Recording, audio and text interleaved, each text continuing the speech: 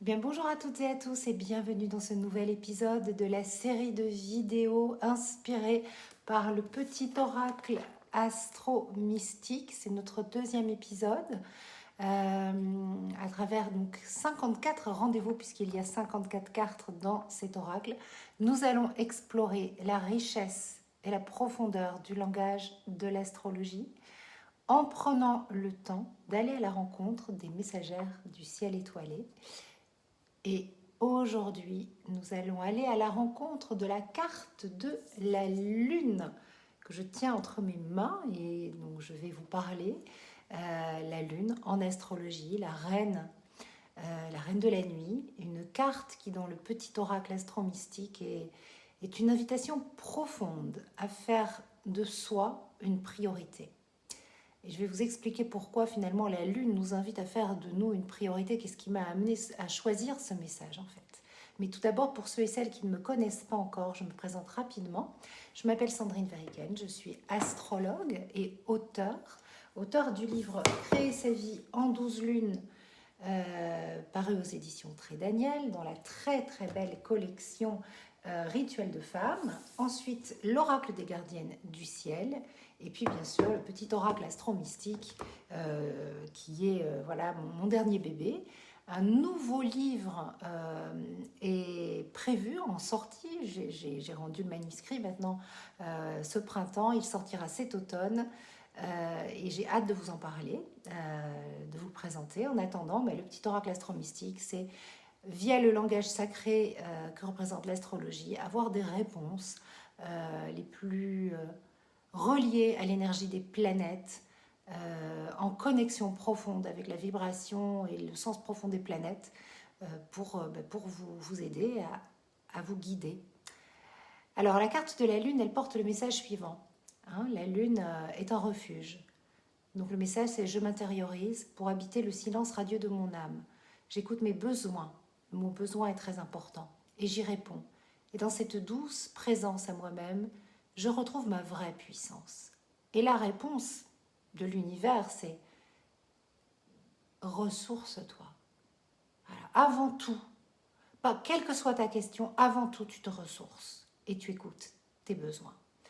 En fait, j'ai canalisé ce message vraiment lors d'un moment de grande introspection, justement, où la Lune, comme à chaque lunaison, elle me guide. Elle me guide vers une compréhension plus profonde de mon monde intérieur, puisqu'à chaque lunaison, je prends le temps de m'intérioriser, d'aller à la rencontre de moi-même. Et donc, ce message, il est essentiel parce qu'il nous rappelle l'importance de nous connecter à nos besoins et de prendre soin de notre être intérieur avant tout. Parce que des fois, on veut avoir des réponses tout de suite à nos questions, mais en fait, c'est quoi tes vrais besoins ? Donc, elle nous invite à nous ressourcer, à écouter les murmures de notre âme, qui est tout le temps présente. Et je pense que c'est la Lune qui nous le rappelle le plus, parce que la Lune, c'est une gardienne. C'est la gardienne de nos émotions, de notre inconscient. Elle nous montre le chemin vers, je pense, notre véritable puissance, et ce, à travers la douceur qu'elle représente et que nous devons nous apporter à nous-mêmes, et cette présence à nous-mêmes. Donc, dans un thème astral, la Lune, traditionnellement, c'est la mère, c'est la fonction maternelle, c'est la fonction nourricière et protectrice. Cependant, il y a une distinction à faire, parce que les anciens, en astrologie hellénistique, faisaient une vraie distinction entre un thème nocturne et un thème diurne. Donc, dans un thème nocturne, où le soleil est situé sous l'horizon, la Lune représente la maman, la mère. Elle est le symbole de sa profondeur. C'est le flux émotionnel constant, c'est ce monde imaginaire et ce monde de l'enfance aussi, mais c'est vraiment le symbole de la mère. Alors que dans un thème diurne, où le soleil est au-dessus de l'horizon, eh bien, la mère est symbolisée plus par Vénus. Pourquoi ? Parce qu'en astrologie traditionnelle, Vénus est... elle représente l'amour, la beauté, l'harmonie. Et elle est l'étoile qui se lève. Bon, elle peut être étoile du soir ou étoile du matin, mais on ne parle pas de Vénus ici, mais elle est l'étoile qui se lève.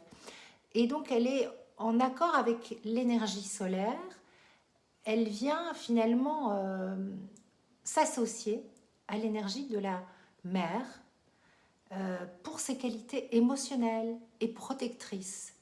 Même si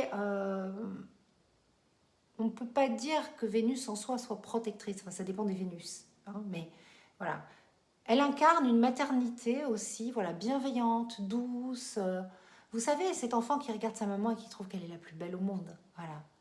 Et elle est source de fertilité et de prospérité. Hein. Vénus, c'est petite fortune.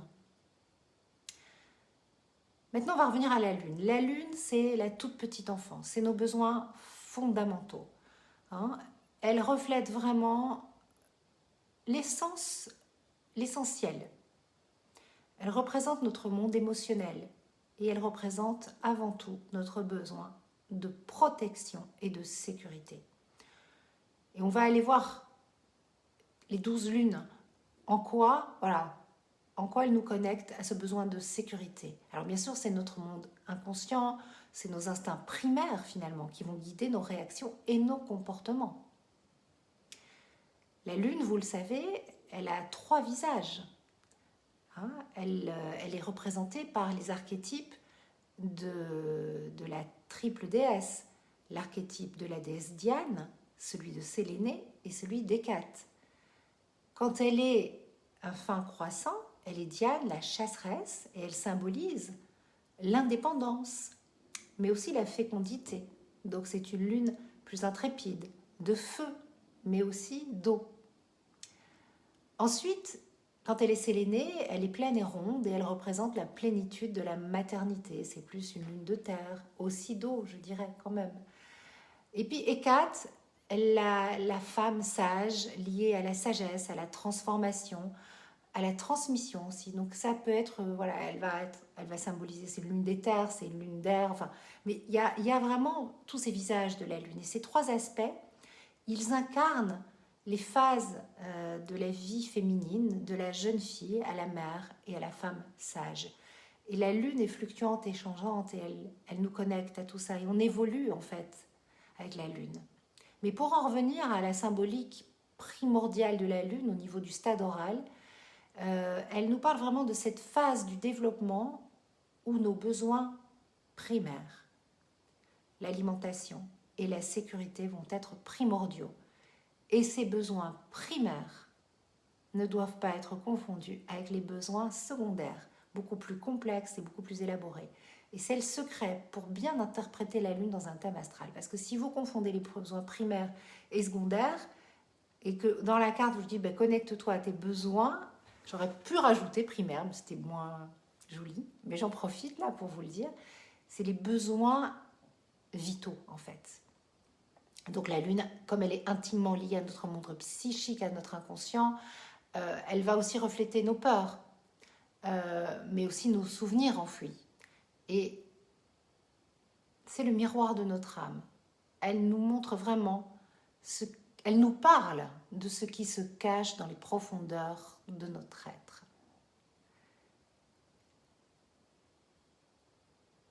Elle est plus importante dans un thème féminin que dans un thème masculin. Enfin, en tout cas, elle nous parle du féminin de l'être, tandis que le soleil nous parle du masculin de l'être.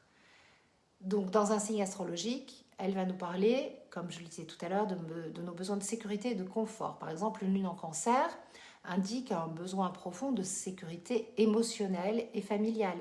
Et ça, on peut le mettre à l'envers, à l'endroit. Même, je dirais, quel que soit le dialogue de la lune, eh bien, c'est un besoin. Tandis qu'une lune en Capricorne va refléter un besoin de structure et de stabilité, même si elle dialogue de façon floue avec Neptune. Le besoin, c'est la structure. Alors, la lune, je pense que pour comprendre finalement la lune dans le rapport avec la mer, il faut plus regarder.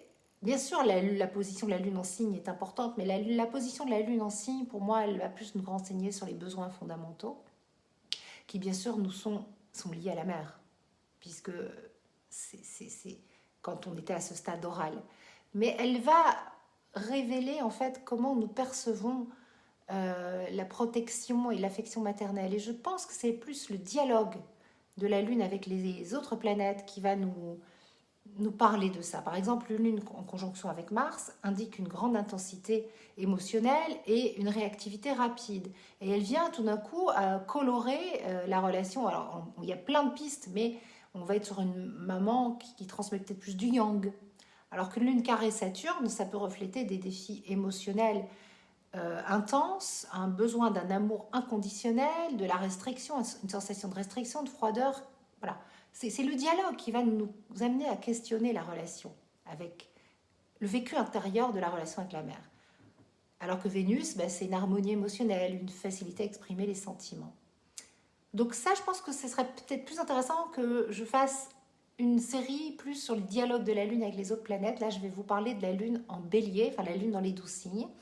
Donc ça, c'est une énergie émotionnelle dynamique, impulsive, avec des besoins de sécurité qui vont passer par l'action, par l'affirmation de soi. Pour une lune en bélier, se sentir en sécurité, c'est prendre des initiatives, c'est exprimer son indépendance, c'est agir et c'est avoir un monde émotionnel empreint d'enthousiasme, de feu vital et d'impulsivité. Une lune en taureau, de prime abord, sans parler hors contexte des dialogues planétaires, c'est une énergie stable et ancrée, avec des besoins de sécurité qui vont se trouver dans la stabilité, la routine et le confort matériel.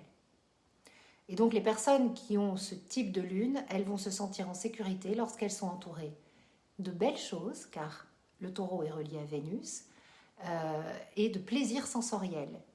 Et leur monde émotionnel, ou ce sentiment de sécurité intérieure et cet apaisement, c'est quand il y a de la constance et de la tranquillité. Tranquille, comme on dit chez nous. Voilà. Ensuite, la lune en Gémeaux, c'est une énergie émotionnelle qui est plus légère, plus communicative. Et le besoin de sécurité va passer par la stimulation intellectuelle, l'échange d'idées, la variété dans les expériences. Il n'y a pas de routine pour une lune en Gémeaux. Contrairement à la lune en taureau. Et les personnes qui ont la lune en gémeaux vont se sentir en sécurité lorsqu'elles peuvent communiquer, apprendre de nouvelles choses. Et elles ont un monde intérieur et imaginaire marqué par la curiosité, l'envie d'apprendre, la nourriture intellectuelle, la flexibilité et le jeu. Le jeu.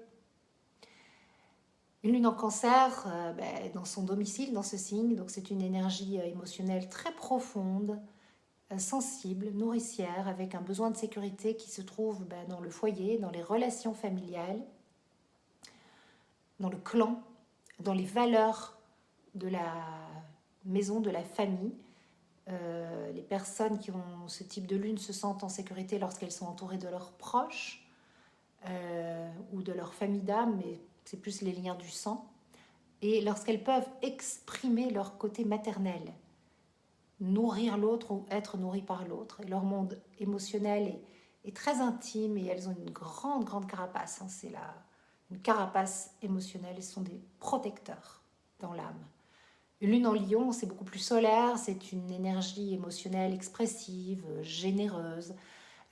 Et la sécurité intérieure va passer par je suis reconnue, j'existe, et il n'y a pas de reniement. Et ce sont des personnes qui ont besoin de briller, de recevoir de l'attention, mais ce n'est pas du narcissisme, c'est sentiment de la valeur de l'existence. Et leur monde émotionnel est marqué par un grand besoin de chaleur et un grand besoin de validation. Donc, lune en lion, c'est souvent des personnes qui manquent énormément de confiance en elles, au fond, mais qui ne vont pas le montrer. Une lune en vierge, c'est très méthodique, c'est très analytique, c'est un besoin de sécurité qui va se trouver via l'ordre, via la contribution, le service rendu. Et les personnes qui ont une lune en vierge sont très connectées au cycle de la nature, sont souvent des personnes très anxieuses, reliées à Cérès Déméter, à cet archétype vie, mort, vie, des cycles de la vie, qui ont besoin d'organiser leur environnement et de se rendre utile.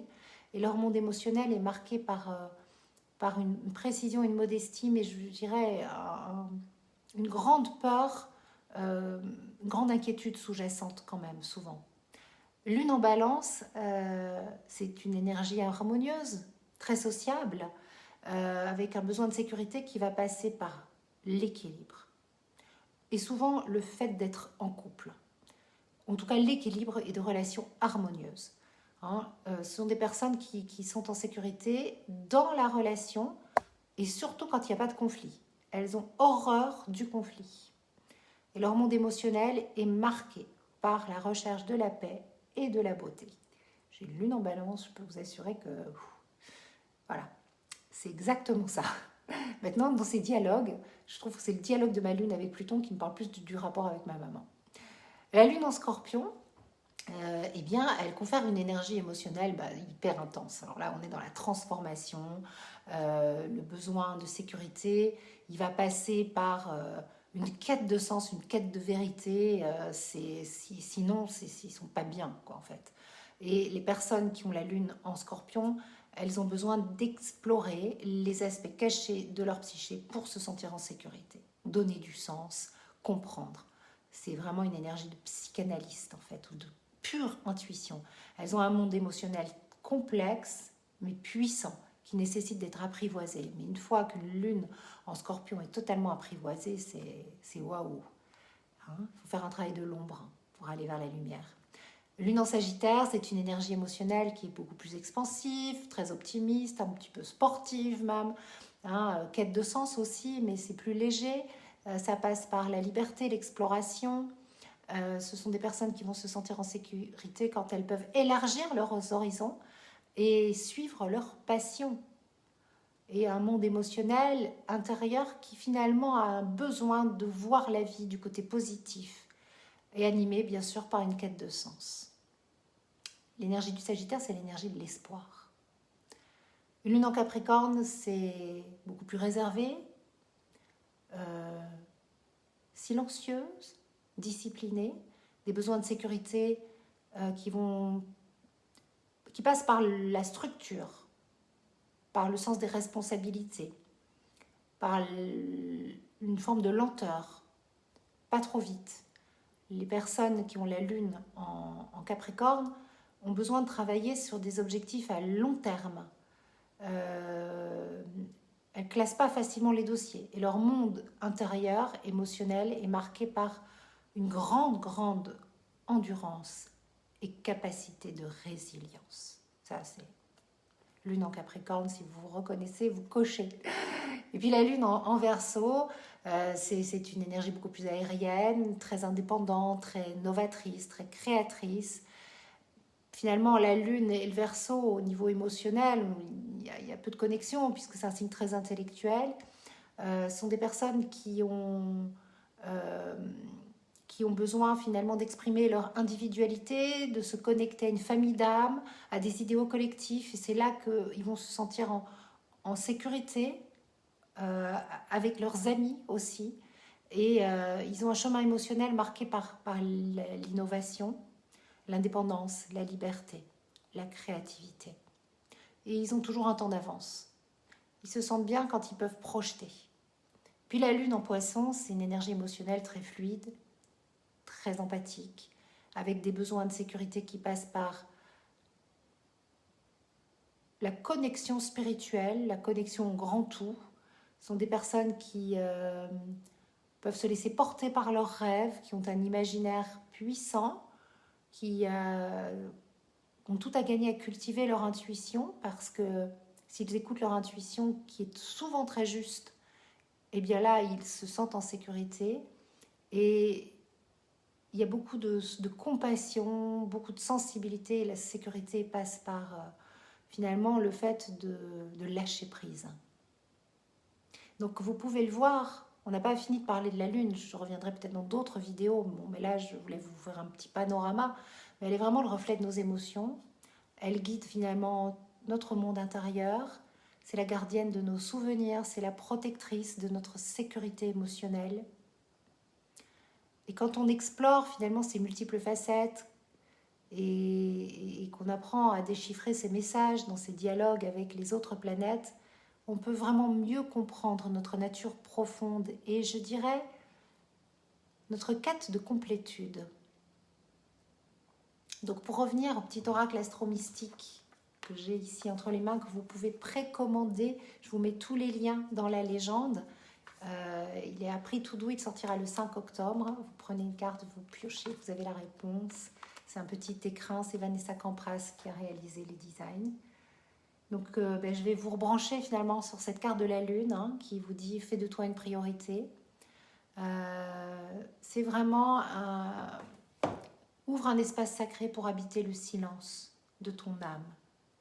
Et lorsque la lune apparaît dans votre tirage, quel que soit l'oracle, avec l'oracle des gardiennes aussi, finalement c'est toujours une invitation à vous intérioriser, à vous connecter à vos besoins primaires, vos besoins les plus profonds,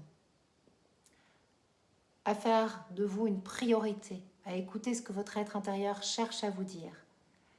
Et en répondant à ces besoins, vous allez découvrir une nouvelle source de force et de sérénité. Donc, rappelez-vous,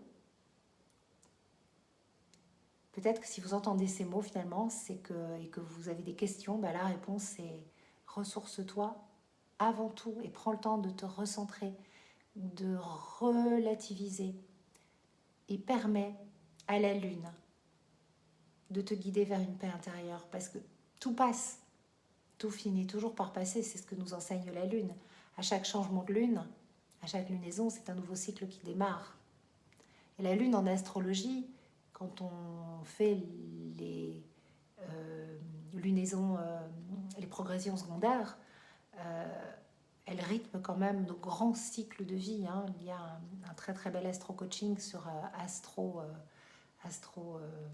éthique, astro-bohème, j'ai appelé mon site astro-bohème à ce sujet. C'est vraiment... je ne me rappelle plus du nom, mais je vous mets le lien également en bas si ça vous intéresse. C'est un astro-coaching qui date d'il y a quelques années. Vous allez probablement pas forcément me reconnaître, j'avais les cheveux plus courts à l'époque. Et j'étais dans mon autre maison. Mais ça vous permet de vous connecter vraiment à vos grands cycles de vie, en fait. Parce que c'est vraiment la lune qui vous guide sur le chemin de votre réalité intérieure. Et quand on ouvre un thème astral, c'est très intéressant de regarder la lune et puis de regarder quel est le cycle lunaire, le grand cycle lunaire dans lequel vous êtes. C'est des phases de 2 ans et demi et ça vous donne vraiment la réalité intérieure. Et ensuite, allez, on regarde les éclipses. Les éclipses pour savoir dans quelle maison astrologique elles sont. En maison entière, en système de maison entier. Et là, on a déjà tout. On pourrait juste prendre ça et puis faire un tirage de cartes et c'est suffisant. Mais non, c'est passionnant d'aller à la rencontre du thème. Mais pour un diagnostic, on peut commencer comme ça. C'est pour vous dire à quel point la lune est importante. Bon, j'ai la lune conjointe Pluton en balance dans la maison 3, qui est le domaine de la joie de la lune. Je fais des vidéos sur la lune depuis plus de 10 ans sur ma chaîne. J'auto-édite le Moon Journal depuis 8 ans. Je pense que je suis très très branchée lune, donc je pourrais vous en parler pendant des heures. Voilà, écoutez, je vous remercie. Si vous souhaitez aller plus loin, n'hésitez pas. Vous avez Rituel de femme pour créer sa vie en 12 lunes. Oui, c'est vrai que là, il y a l'oracle de la lune aussi, que j'avais co-créé avec mon amie Christina. Non, mais moi, je suis à fond lune, en fait. Et puis, bien sûr, le petit oracle astro-mystique à précommander. Il est à un prix tout doux. De même que l'oracle de la lune sur mon site, puisque je brade tous les produits physiques, puisque je suis en pleine transformation.